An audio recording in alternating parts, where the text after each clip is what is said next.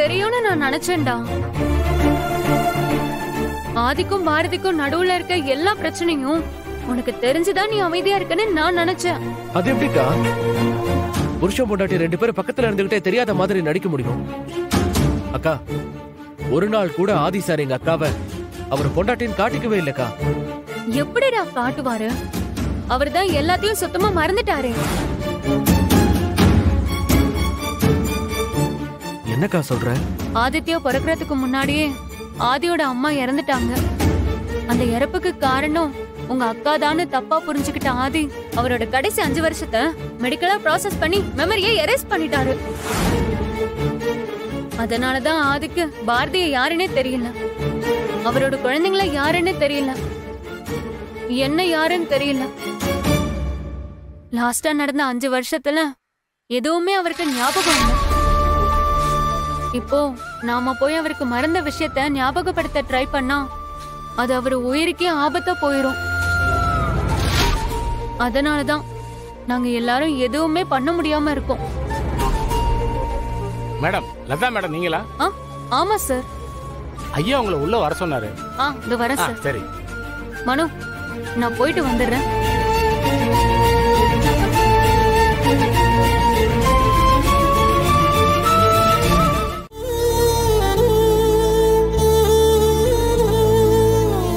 Sorry கேட்கறது எனக்கு கஷ்டமா இருக்கு சார். ஆனா இதுக்கு மேலேயும் நாங்க இந்த வீட்ல இருக்கிறது சரின்னு தோணல.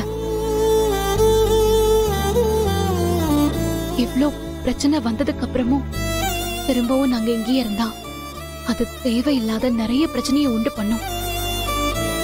அதனால நாங்க இங்க இருந்து போறதுதான் சார் நல்லது.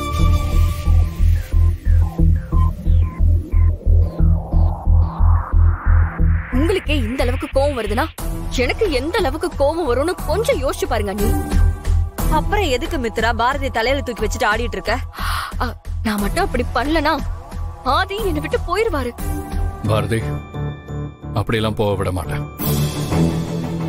நீங்க என்ன தப்பா நினைச்சுக்கிட்டாலும் பரவாயில்ல. எனக்கு ஆதித்யா மேலயும் தமிழ் மேலயும் இருக்கிறது வெறும் பாசம் மட்டும் இல்ல, அதை தாண்டி ஏதோ ஒண்ணு இருக்கு. அதனாலதான் சொல்றேன், என்னால ஆதித்யா இல்லாமலும் இருக்க முடியாது, தமிழ் இல்லாமலும் இருக்க முடியாது. இதான் நீ பிரச்சனையே. இல்லனா இந்நேரம் அந்த பாரதிய இருக்கிற இடமும் தெரியாம வாழ்ற தடையமும் தெரியாம பழிச்சிருப்ப. சரி மித்ரா, நீ சொல்றதெல்லாம் நாங்க கேக்குறோன்னே வச்சுக்கோ, நாங்க நம்புறோம்னு வச்சுக்கோ.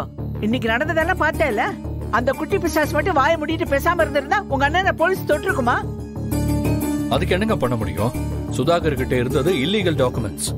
அது யார் பண்ணாலும் தப்பு தப்பு தானே. ஆதித்யா தெரியாம இந்த விஷயத்த பண்ணா. இதுவே நானா இருந்திருந்தா தெரிஞ்சே போய் போலீஸ்ட சொல்லி இருந்திருப்பேன். ஆமா, இவ பெரிய நேர்ம சிகாமணி. பேசாம இரு மித்ரா, இருக்கிற கோவத்துல ஏதாவது சொல்லிட போற. இங்க பாருங்க, நீ என்னால ஆதி இல்லாம இருக்க முடியாது. சோ நீங்க என்ன பண்றதா இருந்தாலும் அத மனசுல வச்சுக்கிட்டு பண்ணுங்க, பேசுங்க. நானும் மித்ராவுக்கு அதான் பாருங்க இந்த வீட்லயே இருக்கேன். இல்லனா இங்க இருக்க வேண்டிய அவசியமே இல்ல.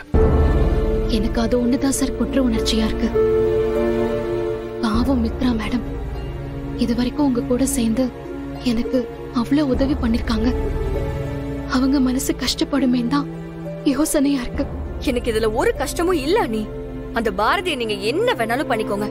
அந்த குடும்பத்தை நீங்க என்ன கொடுமை பண்ணாலும் நான் என்னன்னு கூட கேட்க மாட்டேன். ஆனா ஒன்னே ஒண்ணுதான், நீங்க பண்ற எந்த விஷயமும் ஆதிக்கும் எனக்கும் நடுவுல எந்த பிரச்சனையும் கொண்டு வரக்கூடாது. அது ஒண்ணு மட்டும் போதும். சொல்லிட்டல மித்ரா.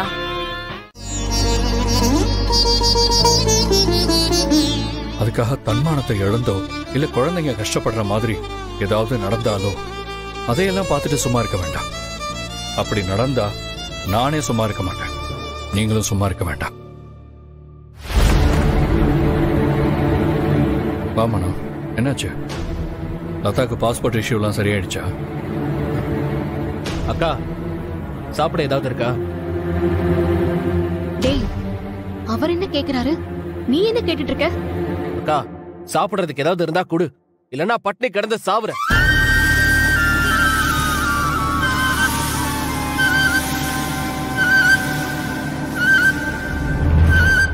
என்னாச்சு இவனுக்கு? ஸ்டேஷனுக்கு வரும்போது கூட நல்லா தானே இருந்தேன். இருங்க பாரதி, நான் என்னன்னு போய் பேசிக்கிறேன். சார் வேணாம் சார், அவனுக்கு திடீர்னு ஏதோ கிறுக்கு பிடிச்சிருச்சுன்னு நினைக்கிறேன். நாங்க போய் பேசிக்கிறோம், நீங்க போய் தூங்குங்க சார். வாங்கம்மா.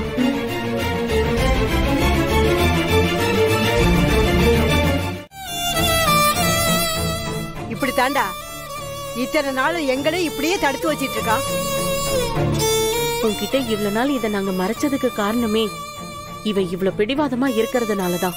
இல்லம்மா, அக்காக்கு வேணா குழந்தைங்க எதிர்காலம் முக்கியம்னு தோணலாம், ஆனா எனக்கு அவங்களும் முக்கியம்தான்.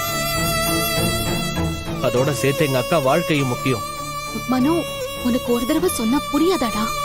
அக்கா, நீ நினைக்கிற மாதிரி எல்லாம் அவர்கிட்ட போய் நான் உண்மையெல்லாம் சொல்ல மாட்டேன். ஆனா அவரை பத்தின உண்மைய தெரிஞ்சுக்க என்ன செய்யணுமோ அதை நான் செய்வேன்.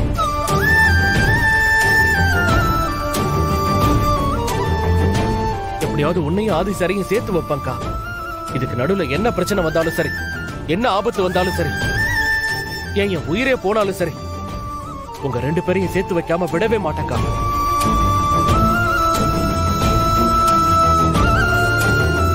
எனக்கு என்ன விட எங்க அக்கா தான் முக்கியம்.